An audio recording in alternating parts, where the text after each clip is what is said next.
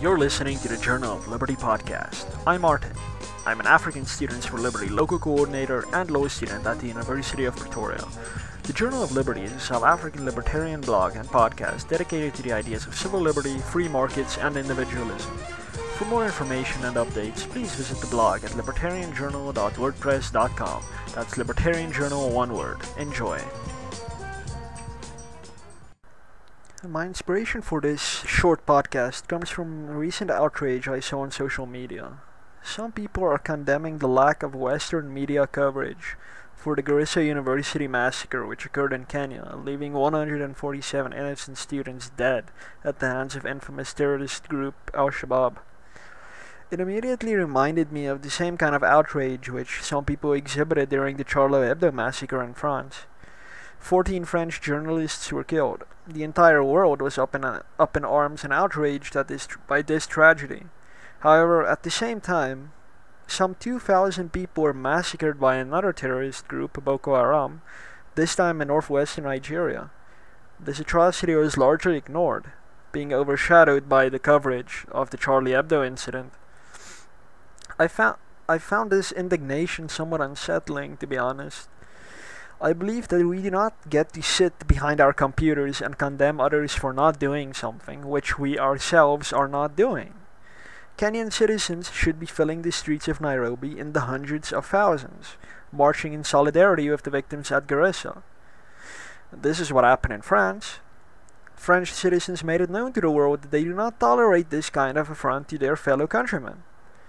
The media, sometimes unfortunately, merely goes where there is a narrative for them to build upon. And in France's case, this is freedom of speech and the freedom to offend through speech.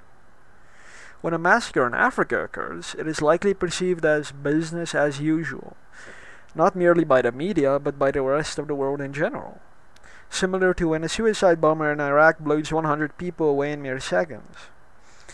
This issue of perception is likely due to various reasons, and in my opinion, chiefly due to our reaction to problems. We solve our problems through destruction and often death. One need not look beyond South Africa's borders to see this. In South Africa, people die during wage disputes.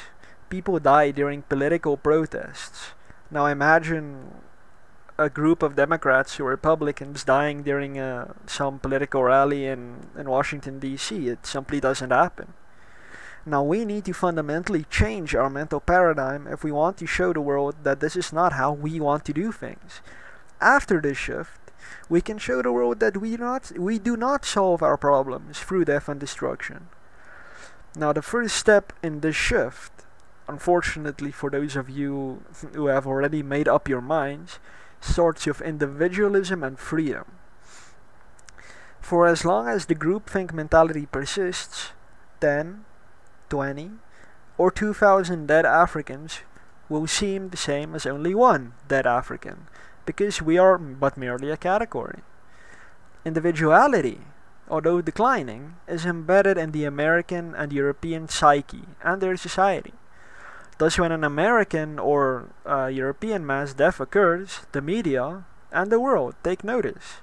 Now, it doesn't matter if they are black or white, Americans or Europeans. It is ignorant to make this an issue of color. It is in fact an issue of mentality.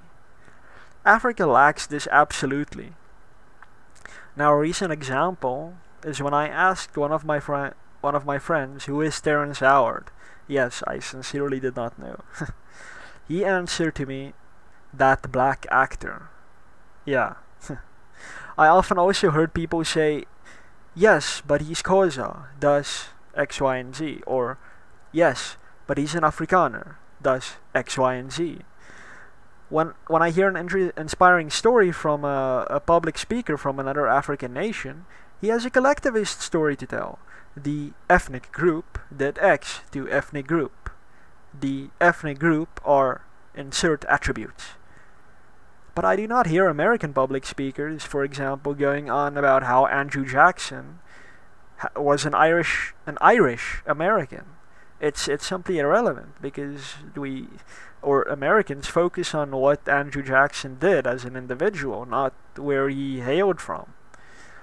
Now in Africa, our emphasis is on where we are from and to which group we belong, and not who we are individually. So if you want people to care when tragedies of this proportion occur in Africa, you need to fundamentally accept the premise that Africa and Africans, be they black Africans, white Africans, or brown Africans, as well as Middle Easterners to an extent, lack individuality, and by extension a culture of individualism. With this acceptance, we need to begin by bringing about this culture. Some will not hesitate to argue that individualism disregards the community. Society's needs come before the individual's needs. A great many Africans and many other people around the world would agree with this statement, and I am sure that many agreed too at the time when Adolf Hitler uttered those exact words.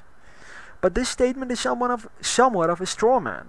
It is, in fact, in the community's interest that the individual be respected in law, in liberty, in perception, and in philosophy, as if he were the primary role player in society, as he is. Now, as political commentator Bill Whittle, favorite conservative American commentator of mine, recently commented, altruism is part of human nature. It's simply part of who we are, regardless of whether we are collectivistic or individualistic. Now, individualism in fact creates an appreciation for individuals, an appreciation for the life of every individual, and not merely an appreciation for the life of a dehumanized grouping. As individuals, we are exact to none other now or any other throughout human history. We are totally and utterly unique. Now, individualism is the great enemy of terrorists, political elites, and those among us who seek only power and the ability to control. It would be politically inconvenient for politicians to have to consider the case of each and every unique individual, and it would be impractical for terrorists to consider their prey as anything other than abstract collections of meat. For them to succeed in their goals, they must often dehumanize a certain group in order to gain the support of another group, or simply in order to sleep at night themselves. During colonialism, European authorities simply did not consider the individuality of Africans. Many works referred to Africans merely as the African, as if there were only one individual with determinable characteristics, circumstances, thoughts, behaviors, and desires. During the lead-up to the Holocaust, National Socialists referred to Jews as the Jew, again reducing a massive population of individuals to only one. This form of terminology operates subconsciously, much to the pleasure of political elites, and dehumanizes or de-individualizes individuals, who have their own thoughts, desires, dreams, and experiences. This is what Africa needs: a massive and fundamental shift in the paradigm. This shift must occur from the current statocentric and collectivistic worldview to an individual-centric one, where each of us has a name, a mind, the ability to reason individually, our own liberty, and the ability to acquire and hold property. This inspires in each of us an immeasurable human worth, not in our material assets, but in our individuality. Thank you for listening in. Please subscribe to this channel for future podcasts. And remember to check out the blog at libertarianjournal.wordpress.com. That's libertarianjournal, one word. Have a great day.